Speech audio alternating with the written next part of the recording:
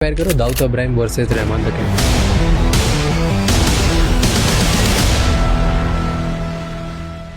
Underworld Rahman डकैत जैसा aura उसका वहां नहीं था। क्या था?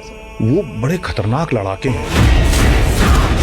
लियारी इलाके को मैं मुंबई के इससे कंपैरिजन भी नहीं कर पाता डोंगरी से। क्यों?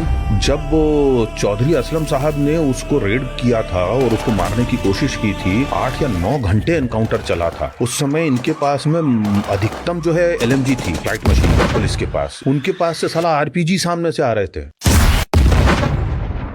कितना डिफरेंस हुआ दोनों में, पैसे में, पावर में? काफी बड़ा। दाऊद इब्राहिम पैसे के मामले में तो रहमान डकैत से काफी ऊपर है। मेरा एक मोटा मोटा अंदाज है 20 लाख करोड़ के आसपास का तो मालिक होगा वो। करीब 40-42 देशों में उसका फुटप्रिंट है, उसके लेजिटिमेट बिजनेस है।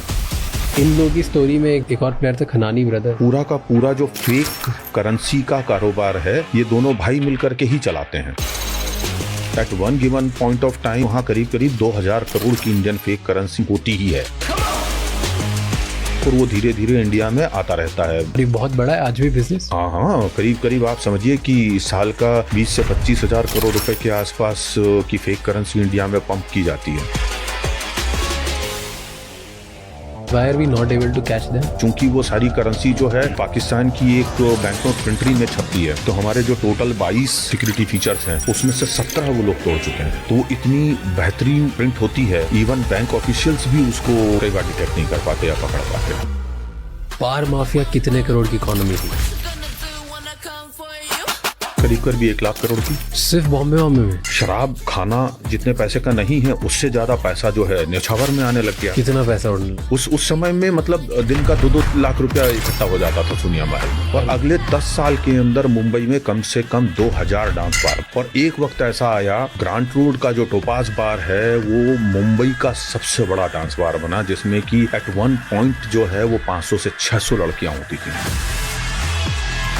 जिसमें से 200 300 लड़कियां फ्लोर पे हुआ करती थी। 3 मंजिल का बार होता था। हर देश में अपना अपना माफिया पैदा हुआ है। रशिया में अपने माफिया गैंग्स हैं। जापान में याकुजा गैंग जो है वर्ल्ड का सबसे ज्यादा बेहतरीन और ऑर्गेनाइज्ड गैंग माना जाता है। अभी भी है। उनके पास में अपनी एविएशन इंडस्ट्री है, कंपनी है, उनके पास में होटल चेन्स हैं। उनको बिल्डिंग को थ्रेट देनी है तो वो देते हैं कि साहब हम आपकी पूरी बिल्डिंग बॉम्ब कर देंगे। और गलती की सजा जो है अंगूठा काटने वाली होती है, खुद को काटना होता है। और अगर किसी ने बगावत की है उसकी सीधी सजा मौत है। और मौत ये होती है कि आपको चाकू दिया जाता है, आपको उससे हराकिरी करनी है या सुसाइड करना है। दुनिया में अभी सबसे डेंजरस माफिया कौन सा होगा?